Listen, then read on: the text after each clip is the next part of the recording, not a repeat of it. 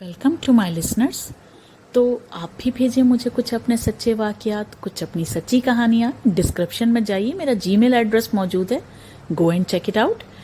तो चलें बढ़ते हैं आज की कहानी की तरफ। ये स्टोरी मुझे कराची से मिस सोनिया ने भेजी है। वो कहती हैं कि मैं और मेरी फ्रेंड रिजवाना बचपन से ही साथ साथ खेल कर बड़े हुए। जब हम 12 साल के थे तो हमारे घर के बाहर एक बेरी का दरख्त था जो बहुत ही पुराना और बूढ़ा सा था। हम अक्सर उसी दरख्त के नीचे बैठकर गुड़िया के साथ खेलते थे। फिर एक दिन मेरी फ्रेंड रिजवाना की तबीयत ख़राब हो गई, बहुत तेज़ बुखार हो गया था और सुनने में यह आया था कि उसको कोई दौरे भी पड़ रहे हैं। तो मेरी मम्मा ने मुझे उसके साथ खेलने से मना कर दिया था। फिर बहुत टाइम के बाद कभी कभी मिलना हो जाता था, क्योंकि हम एक ही गली के अंदर रहते थे।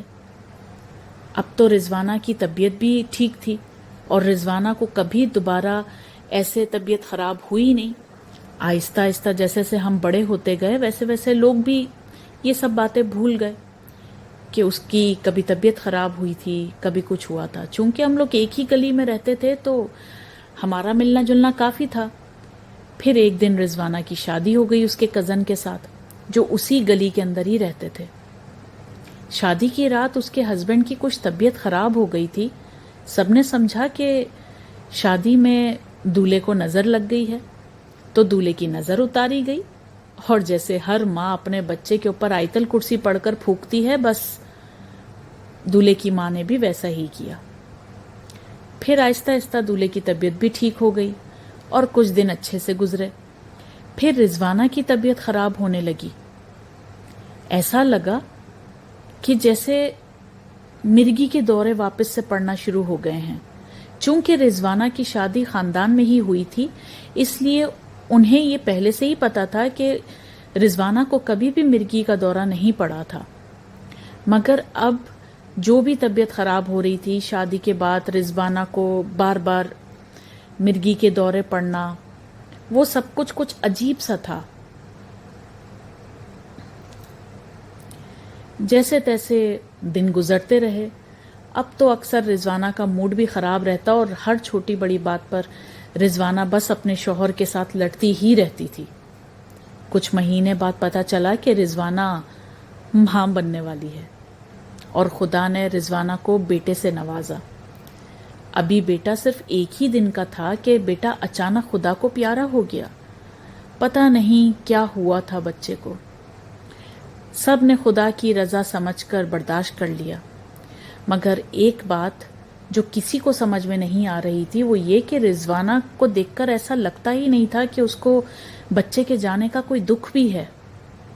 1 साल बाद रिजवाना को खुदा ने दूसरा बेटा दिया, जो सिर्फ 3 दिन जिंदा रहा और फिर वो भी खुदा को प्यारा हो गया।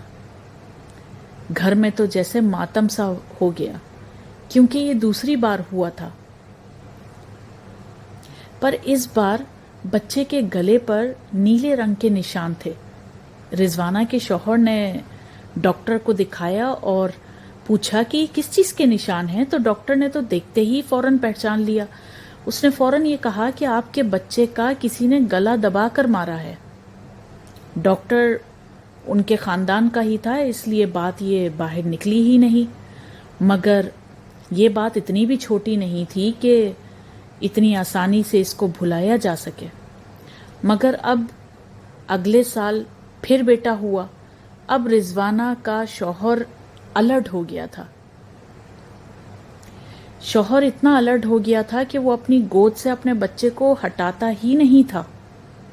हर वक्त उसे डर लगा रहता था, मगर कोई सबूत ना होने की वजह से वो घर में किसी के ऊपर शक भी नहीं कर सकता था।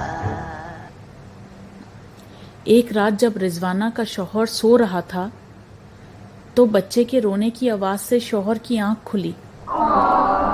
तो जो मंजर उसने देखा वो सोच भी नहीं सकता था कि रिजवाना, जो उसकी खुद की बीवी है, वो रिजवाना जिसको वो बहुत प्यार करता था, وہ رضوانہ اپنے ہی بچے کا گلا گھونٹ کر اس کو مار رہی تھی۔ شوہر نے فوراً چیخ مارتے ہوئے رضوانہ کو ہٹانے کی کوشش کی، مگر ایسا لگتا تھا کہ رضوانہ میں 10 آدمیوں کی طاقت ہے۔ چیخوں کی آواز سے گھر کے سب لوگ اٹھ گئے تھے، مگر 1000 کوششوں کے بعد بھی بچے کو وہ بچا نہ سکے۔ جو ہونا تھا وہ ہو گیا تھا۔ شوہر کو پتہ چل گیا تھا کہ اس کا تیسرا بچہ بھی نہیں رہا اس کی بیوی کی وجہ سے، مگر اب رضوانہ کا سچ سب کو پتہ چل گیا تھا۔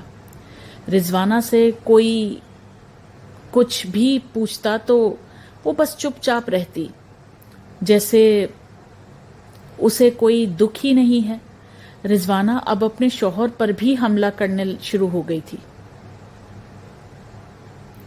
رضوانہ کا روحانی علاج چلا، پھر بھی کوئی خاص فرق نہیں پڑا۔ گھر میں ایک عجیب سا ماحول ہو گیا تھا۔ ہر وقت رضوانہ سے ہر کوئی ڈرتا رہتا تھا، ہر کوئی رضوانہ سے ناراض بھی تھا، مگر یہ سب لوگ سمجھتے تھے کہ رضوانہ کی خود کی کوئی غلطی نہیں ہے، اس کے اوپر جو بھی اوپر کے اثرات ہیں یہ اس کی وجہ سے ہو رہا ہے۔ پھر کچھ مہینے کے بعد رضوانہ کو دوبارہ سے خوشخبری ملی، پر اس بار رضوانہ کا غصہ تو جیسے 7ویں آسمان پر تھا۔ غصے سے رضوانہ وہ کبھی اپنے بال نوچ رہی تھی، کبھی اپنے شوہر کو مار رہی تھی، کسی کے قابو میں ہی نہیں آ رہی تھی۔ جس بابا نے اس کا علاج کرا تھا، اس بابا نے اسے کہا کہ یہ بچہ نہیں مرے گا۔ انہوں نے بتایا کہ آپ کی گلی میں جو بیری کا درخت ہے، بچپن سے اس درخت کا سایہ رضوانہ پر عاشق ہے، وہی ان سب بچوں کو مار رہا ہے۔ مگر اب ایسا نہیں ہوگا۔ اس بات سے گھر والوں کو رضوانہ کے بچپن کا حادثہ یاد آیا۔ جب بابا یہ سب باتیں کر رہے تھے تو رضوانہ مردانہ آواز میں بولی کہ یہ بچہ بھی نہیں بچے گا، میں اس بچے کو بھی مار ڈالوں گا۔ اتنی بھیانک انداز میں اس نے یہ بات بولا اور اپنے پیٹ پر زور زور سے مارنا شروع کر دیا۔ گھر والوں نے مل کر اس کے ہاتھوں کو باندھ دیا اور بابا نے زور زور سے قرآن کی تلاوت شروع کر دی۔ ابھی وہ تلاوت چل ہی رہی تھی کہ رضوانہ کی حالت بہت خراب ہو رہی تھی۔ رضوانہ کی حالت دیکھ کر تو گھر میں سب لوگ ڈر گئے تھے۔ وہ اتنی خوفناک ہو گئی تھی، اس کی آنکھیں اوپر چڑھ گئی تھیں، مگر بابا 3 گھنٹے کی تلاوت کے بعد آخر کار کامیاب ہو ہی گئے اور رضوانہ آہستہ آہستہ کنٹرول میں آتے آتے وہ سو گئی تھی۔ بابا نے کہا ابھی تو وہ چلا گیا ہے مگر دوبارہ آ سکتا ہے۔ انہوں نے پانی پڑھ کر دیا اور کہا کہ جیسے ہی رضوانہ کا بیہیویئر چینج ہو اور آپ کو پتہ چلے کہ اس میں کچھ چینجز آ رہی ہے تو فوراً یہ پڑا ہوا پانی اس کے اوپر چھڑک دیں۔ کچھ مہینے تو جیسے تیسے گزر گئے، مگر ایک رات جب شوہر کی آنکھ کھلی تو رضوانہ بیڈ پر نہیں تھی۔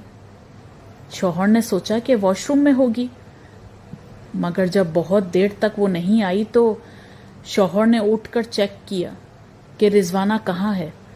پورا گھر چیک کر لیا۔ جیسے ہی مین گیٹ پر نظر پہنچی تو دیکھا کہ مین گیٹ کھلا ہوا ہے۔ شوہر باہر گلی میں گیا تو دیکھا کہ رضوانہ اسی پیڑ پر گلے میں دوپٹہ لگا کر لٹک رہی ہے۔ پتہ نہیں کیسے رضوانہ اس درخت پر چڑھی اور اپنے آپ کو پھندا لگا لیا۔ اس وقت رضوانہ 6 مہینے سے پریگننٹ تھی۔ شوہر تو صدقے میں چلا گیا۔